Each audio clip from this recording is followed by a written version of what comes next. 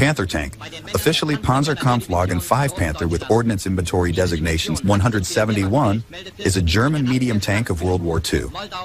It was used in most European theaters of World War II from mid-1943 to the end of the war in May 1945.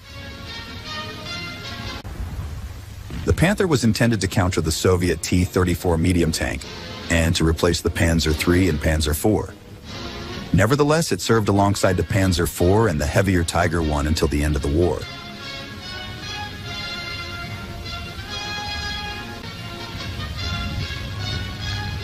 While having essentially the same Mavic the 512 petrol engine as the Tiger I, the Panther had better gun penetration, was lighter and faster, and could traverse rough terrain better than the Tiger I.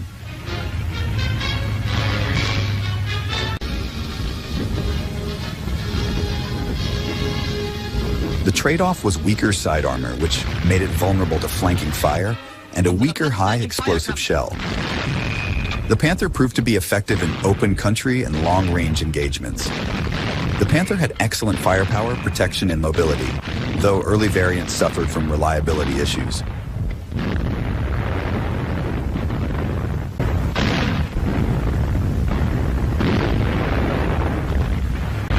The Panther was far cheaper to produce than the Tiger I.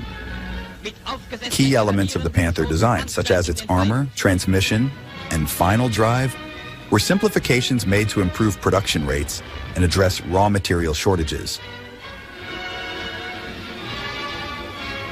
The Panther was rushed into combat at the Battle of Kursk in the summer of 1943, despite numerous unresolved technical problems, leading to high losses due to mechanical failures. Most design flaws were rectified by late 1943 and early 1944. Though the Allied bombing of production plants in Germany, increasing shortages of high-quality alloys for critical components, shortage of fuel and training space, and the declining quality of crews all impacted the tank's effectiveness. Though officially classified as a medium tank, at 44.8 metric tons, the Panther was closer in weight to contemporary foreign heavy tanks. The Panther's weight caused logistical problems, such as an inability to cross certain bridges. Otherwise, the tank had a very high power-to-weight ratio, which made it highly mobile.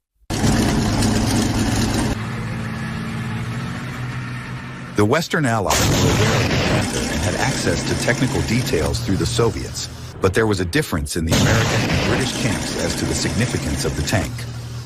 After taking 2 years to catch up with German tank design in Africa, the British were wary of falling behind yet again. They had developed the excellent 17-pounder anti-tank gun, but did not yet have a vehicle in service that could fit this large gun into its turret. For its part, the U.S. Army did not believe that the Panther would be a significant problem and did not foresee their armored forces having to fight pitched engagements against large numbers of Panthers. In the planning for the Battle of Normandy, the U.S. Army expected to face a handful of German heavy tanks alongside large numbers of Panzer IVs. At this point, it was too late to prepare to face the Panther. As it turned out, 38% of the German tanks in Normandy were Panthers, whose frontal armor could not be penetrated by the 75mm guns of the US M4 Sherman. Panther was not seen in combat by the Western Allies until early 1944 at Anzio in Italy, where Panthers were employed in small numbers. Until just before D-Day, the Panther was thought to be another heavy tank that would not be built in large numbers. Shortly before D-Day, Allied intelligence reported that large numbers of Panthers were being used in the Panzer divisions, and an attempt was made to investigate Panther production. Using a statistical analysis of the serial numbers on the road wheels on 2 captured tanks, U.S. intelligence estimated Panther production for February 1944 to be 270 units, much greater than what had been anticipated.